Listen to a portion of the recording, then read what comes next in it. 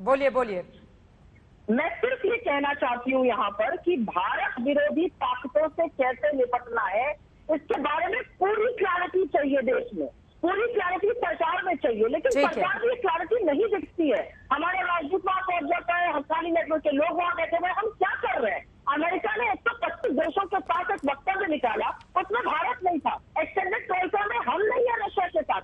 चीन तो हमारे साथ लुका छिपी खेलते ही रहता है, वो सबको पता है वो क्या कर रहा है। आज भी हमारे बॉर्डर पे लद्दाख से लोग लाइसेंस जानते हैं, फोर्टिफिकेशन कर रहा है। ठीक है, अलग अलग क्यों कर गए? ये कूटनीति का फेलियर है।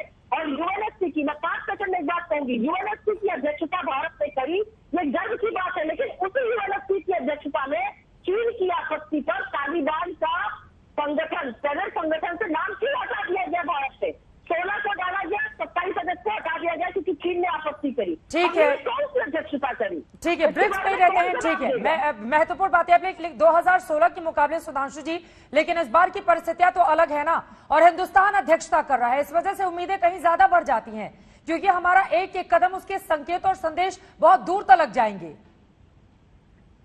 तो इस वजह से क्या ये माना जा सकता है कि आज स्पष्टता देश के सामने आ जाएगी?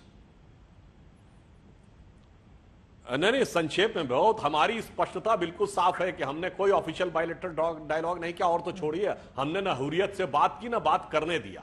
जो लोग आतंकवाद में जरा भी संबंधित थे वो पिछली सरकारों की तरह रेड कारपेट वेलकम के साथ नहीं आते थे, वो एनआईए की पेशी में आते थे, ईडी के मुकदमे में दिल्ली आते थे। और एक लाइन कह दूं, देखिए हमारी नीति इतनी स्पष्ट नहीं हो सकती जितनी इनकी नीति थी। कारण था यूपीए सरकार की नीति बहुत स्पष्ट थी।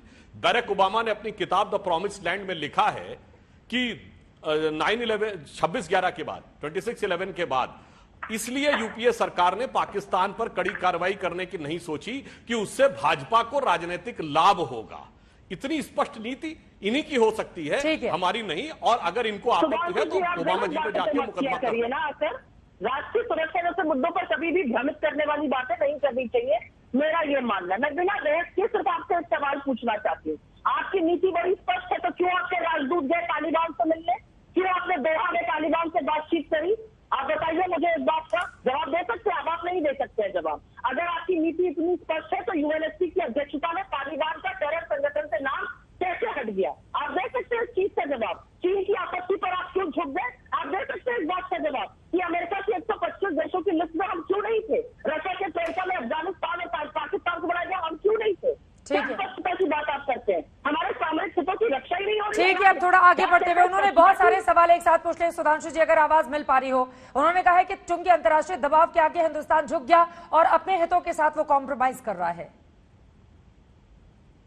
चीन की आपत्ति पर, नहीं मैंने बोला चीन की आपत्ति पर। ठीक है मैडम, चीन की आपत्ति पर हम जवाब दे दें? जी जी प्लीज। हाँ, पहली बात तो जो मैंने किताब कोट की थी उसका जवाब नहीं आया, फिर भी मैं जवाब देता हूं। आपने कहा कि चीन के आगे हम झुक गए। ये बताइए, जब हमारा चीन के साथ विवाद हुआ तो कूटनीतिक दृष्टि से चीन के साथ कौन खड़ा था? सिर्फ 2 देश, नॉर्थ कोरिया और पाकिस्तान।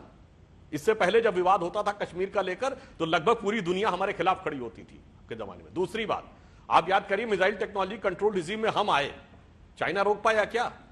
धारा 370 पे चाइना चाह कर भी रत्ती भर का एक कोई प्रस्ताव यूएन सिक्योरिटी काउंसिल में नहीं ला पाया। कहीं किसी प्रकार की कोई चर्चा नहीं हो पाई। और पहली बार ऐसा हुआ है जब से ये माइटी चाइना उभर के आया है, उसके बाद चाइना की फौजें गई और बगैर कोई कार्रवाई किए वापस आ गई। और इसके बाद भी आपको ये नजर आता है कि चाइना की कूटनीति हमसे भारी थी।